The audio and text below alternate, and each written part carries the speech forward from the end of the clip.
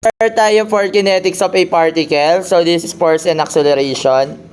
So the chapter objectives is to state the Newton's second law of motion and to define mass and weight, no? So to analyze the accelerated motion of a particle using the equations of motions. So alam ko naman kabisado nyo na yan, nasa dugo nyo na yan. Hindi nyo na makakalimutan yung equations of motions natin. Ano nga yung tatlo na yon?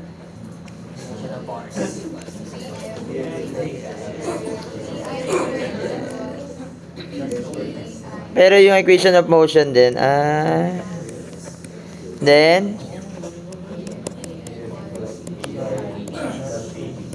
equations. Ito yung sa constant acceleration, ano?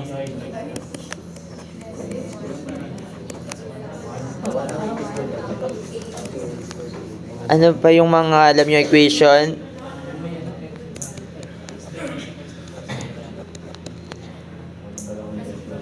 B. Kaya cover to cover yung dynamics kasi papaulit-ulit lang naman yung ginagamit yung formula, no?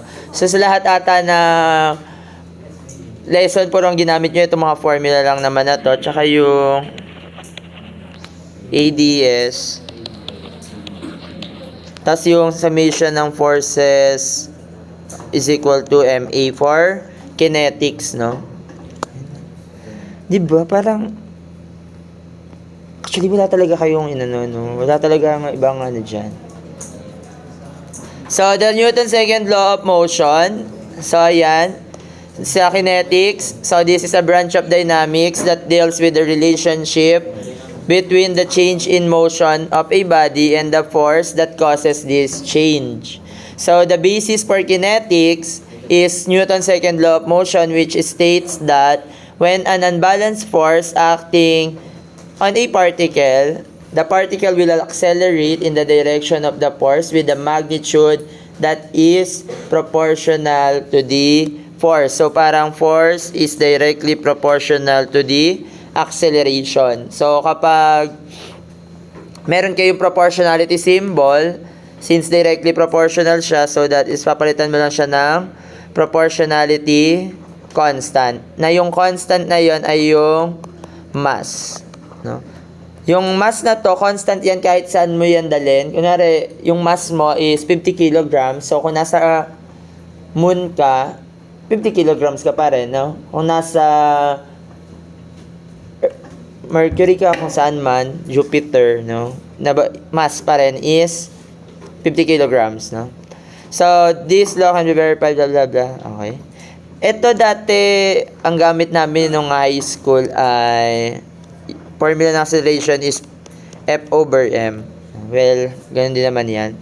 So, the positive scalar M is called mass of the particle. So, by being constant during any acceleration, M provides a quantitative measure of the resistance of a particle to the change of velocity. So, that is inertia. So, ito lang tatandaan nyo dyan na formula. Di ba dalawa? Isa na lang. Kasi ito, kabisado nyo naman na itong mga formula na yan. Alam ko, nasa dugo nyo na yan. Ito, kabisado nyo din to, the Newton's law of gravitational attraction. So, this is shortly after formulating his three law of motions, Newton postulated a law governing the mutual attraction between the two particles. So, ito yung formula.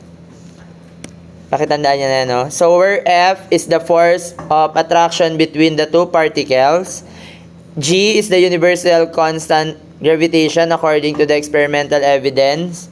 So, G is 66.73 times 10 raised to 12 cubic meter per kilogram second squared. Pero nasa calcul nyo yan, no?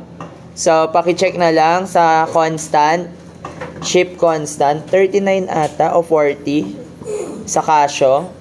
Pero sa Canon, parang hanapin nyo na yung letter G doon. Nasa 39 ata siya. Ship convert. Tas 39 sa ano. Ay.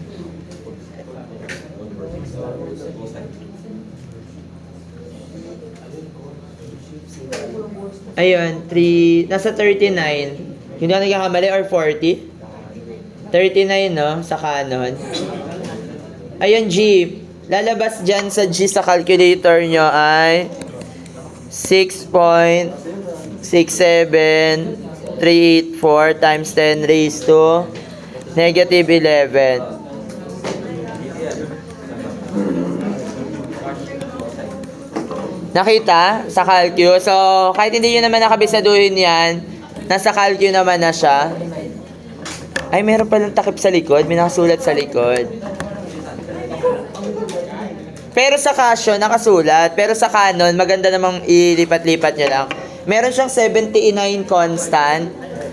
Compare kay Casio, si Casio ay 40 constants lang, no? Diba? Iba talaga si Canon. Kaya, umorder na kayo. Pag-pre-order na ng Casio version, ng Canon version 2. Kala ko sa YouTube lang may ads. Dito din pala. Okay. So, M1 is the mass of each particle, no? So, M1 and M2. And then, R is the distance between the center of the two particle. So, for example, nasan kayo? Nasa Earth, di ba? For example, nasa Earth tayo. Nyari, ayan, si Kiara nasa Earth. Tapos, nakatayo lang siya dito, no? So, meron tong force attraction between the two particles. Si particle 1, si Kiara, M1. And then, si particle 2, si M2. Yung mass ni Earth. Nalagay ko na lang mass ni Earth. Tapos, ang distance between the two particle or the radius is the radius of the Earth. O, hindi yun isasama yung huwag yun isama yung height ni Kiara kasi napakaliit na nun compared dun sa radius ng Earth. Ngayon, ang formula natin, di ba, is F is equal to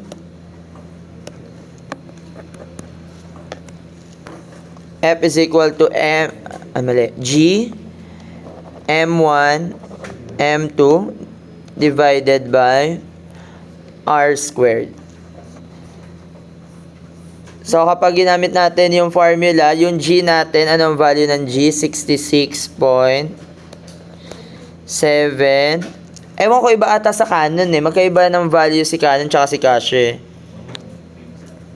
66.7384 times 10 raised to negative 12. Tama ba?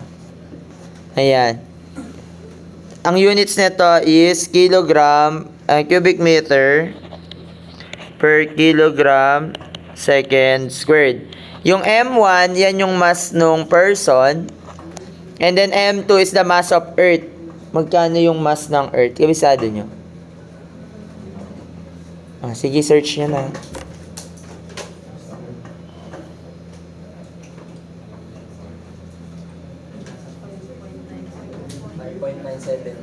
$5.972 times 10 raised to 24 kilograms. Ang bigat, no? Septillion ba yon? Tama. Hindi ko alam kung ilan yan. And then, for the radius of the Earth, pagka 6,370 ata yan, or approximately 6,400 kilometers. Tama ba? 6,378? 6,378.1? Ayun, tari. Sakto. Kilometers. Eh, kaso puro meter yung units natin. So, i-convert natin into 1,000. Then, squared to, di ba, yung radius. Para maging meter. So, magkano yung constant? So, si F is equal to M1. So, magkano yung constant natin? Pakikalky lang to.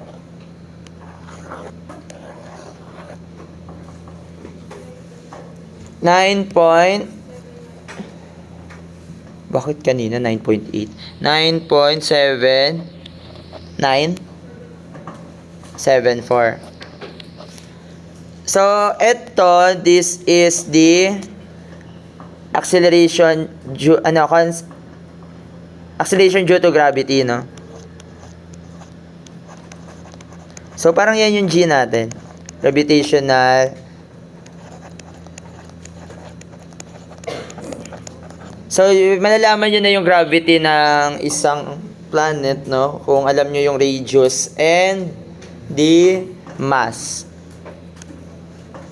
So, paki-memorize nyo na lang. Baka mamaya may lumabas tatanong kung ano yung gravity dun sa Mars. Ano ba katabi ng Mars?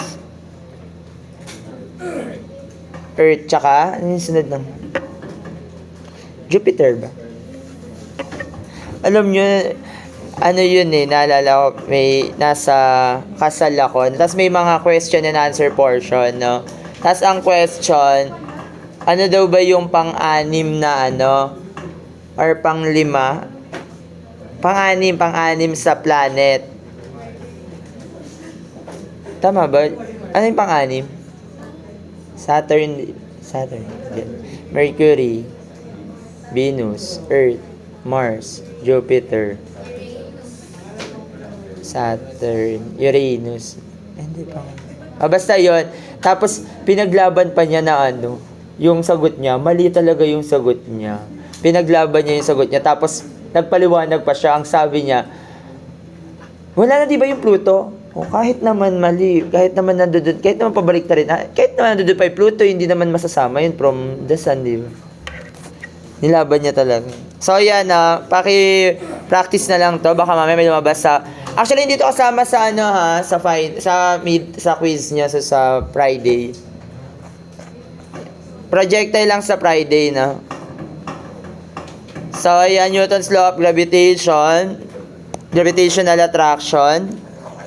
So, that is W is equal to mass times gravity. Or kapag given yung weight, to solve for the mass, that is equal to W over G. So, yung G natin is for SI, 9.81. And then for English, that is 32.2. Ang units ng mass sa SI ay kilograms. Pero dito, slugs, no? Baka magamit nyo lang yan, slugs. Then, for the gravity, that is, ang unit ng weight dito is pounds. Ang unit ng weight natin dito ay newtons or kilonewtons. And then, the equations of motions, ito na nga yung equation of motions natin, yung forces is equal to MA. So, depende yung force, yung MA, no, kung nasaan naka-parallel. For example, sa X to, so, yung AX din natin ay nasa X. So, dito dati sa statics nyo, di ba pagka forces along X is equal to Rx for the resultant, forces along Y is equal to Ry. And then, nung equilibrium na, naging summation ng forces along X equals to 0. Summation ng forces along Y is equal to 0. Pagdating nyo sa dynamics, kapag yung acceleration nasa X, this is equal to AX. Pero kung nasa Y, AY, no? Iba puro summation lang ng forces. So, kaya sobrang mahalaga ni statics, no? Then, ito yung free body diagram. Tapos may kinetic diagram. Ano ba ibig sabihin ng kinetic diagram? So, dito nilalagay nyo lang kung nasaan yung mga acceleration nyo, kung saan nakalagay, no? Kung saan yung direction. Then, ito si D'Alembert principle. Familiar ba kayo kay D'Alembert? Na isang mathematician, si John Leron D'Alembert. Kaklase ito ni Newton, no? Ano to? Isa din to sa madiskarteng estudyante. Tapos ang ginawa niya lang ay nag-introduce siya ng tinatawag na reverse effective force. Naririnig niyo ba si REF? Or yung tinatawag na inertia force vector. Si reverse effective force, yun yung na-experience nyo or nararamdaman nyo kapag nakasakay kayo sa elevator, nakasakay sa sasakyan, di ba? Yung for example, nakasakay kayo sa elevator, pag umaangat siya, nararamdaman nyo para kayong bumibigat, di ba? Nadadagdagan kayo ng tinatawag niya na REF. No? Pero kung napababa kayo, di ba, parang nararamdaman gumagaan kayo. So, tapos, sa likod ka pumunta. So, ayun, try nyo, dala kayo ng elevator Dala kayo ng timbangan sa loob ng elevator, no? So, una, i-weigh nyo muna yung sarili nyo. ano na, yung maliit na, i-weigh nyo yung sarili nyo, di ba? Tapos, sakay kayo, tapos habang umaandar, tignan nyo kung nalalagdagan ba talaga yung timbang nyo. No? So, ang ginawa ni D. Allenberg's principle, nag-introduce siya ng REF. Si REF is the reverse effective force which is always opposite to the direction of the motion.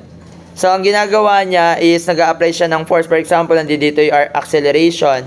So, nandito na ngayon yung REF. Na ang formula ng REF is equal to MA. So, kapag nag-summation ng forces vertical ka, ay horizontal ka, so, madadagdagan lang siya ng REF, opposite, which is minus MA. So, ibig sabihin, summation ng forces along X is equal, minus MA is equal to 0. Tinignan niya lang, kinopya niya lang yun. Kasi, nilipat lang naman niya yung MA dun sa kabila. Di ba kay Newton equals to MA? Sa kanya, nilipat niya nga at nilagyan niya lang ng pangalan na REF. Tapos, equilibrium na daw siya na. No? Di ba? Parang, patingin nga ng idea na kinopya niya lang. Pero syempre, masanay tayo ng formula na equals to MA kung nasaan yung acceleration, no? Pero yun nga, yun yung REF, yun yung nararamdaman nyo. Ayan, yun nga lang. Then, inertial reference frame. So, this is parang ano lang to. Ito yung Cartesian plane niya. Na dito niya drawing yung free body diagram niya, no? Tapos nilalagay nyo kung nasaan yung acceleration. Then, for the equation of motions of a system of particles, ito, pwede nyo itong kabisaduhin. Depende kung nasaan again yung acceleration, no? Baka mamaya nasa Y pala siya. So, paano nagkakaroon ng acceleration sa Y kapag going up yung particle natin or yung body? Kunyari, yung elevator going upward. So, nasa Y yung acceleration. So, yung summation ng forces along Y is equal to MA. Sa Z-axis, kung 3D naman yan, ano? Pero, parang wala naman nagti-3D sa dynamics. Then, the procedure for the analysis. So, draw the free body diagram. So, again, mahalaga yung free body diagram. Indicate thereon all forces, both known and unknowns, representing by letter by an appropriate symbol. If the direction of any unknown, except friction, is incorrectly assumed, the solution will yield the correct magnitude but negative signs. So, kapag na-solve yung negative yung acceleration, ibig sabihin, mali yung inassume natin na direction. Pero makikita nyo naman kung saan talaga nagpapunta. No? For example, hinila siya to the right at a given theta, yung body. So, yung acceleration natin, syempre, is going to the right. And then, sir, paano yun? Kunyari, friction, ay walang force. So, di ba parang mapapansin nyo naman na yung friction is by weight, pagka pababa siya, laging pababa yung object. And then, yung friction kumokontra. May nakita na ba kayo na bagay na umakyat? Na kunyari, nakastay na, naka-incline siya, tapos nakatayo, nakaganyan yung block. Umakyat siya pataas mag-isa. Gamit yung friction lang, no? Wala pa naman, no? Multo, may tumulak, no? Ganun lang. So, determine the direction of the motion if not evident or specified by and indicate it by the dash arrow. So, kapag dash arrow yung nakita nyo, ibig sabihin, hindi pa kayo sure kung yun talaga yung direction ng motions natin. Then, determine the kinetic relationship between the bodies. So, when may mga kinetic relationship, yun yung yung mga initial velocity, no? So, gagamitan pa rin natin ng kinematics. Sorry. So, from the beginning yung kinematics na may pinag-aralan natin. So, next, apply the equation of motions and then solve the unknown using such additional equations of kinetics as may be required to determine the relation between the S and SB and T.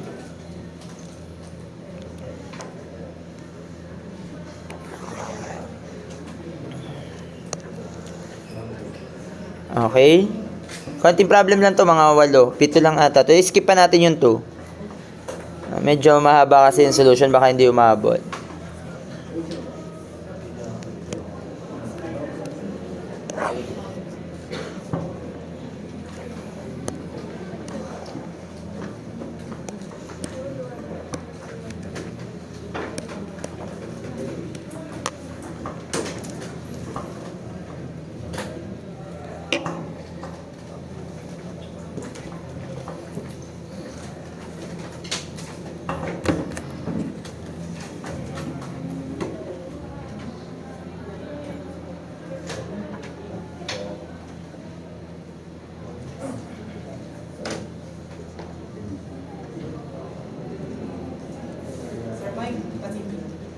Oh, umupo ka.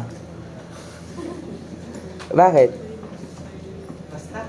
Mukhang ikaw magtuturo ng dynamics, ha? Hindi pa kami sure kung tutuloy tayo na eh. Kung hindi na kailangan.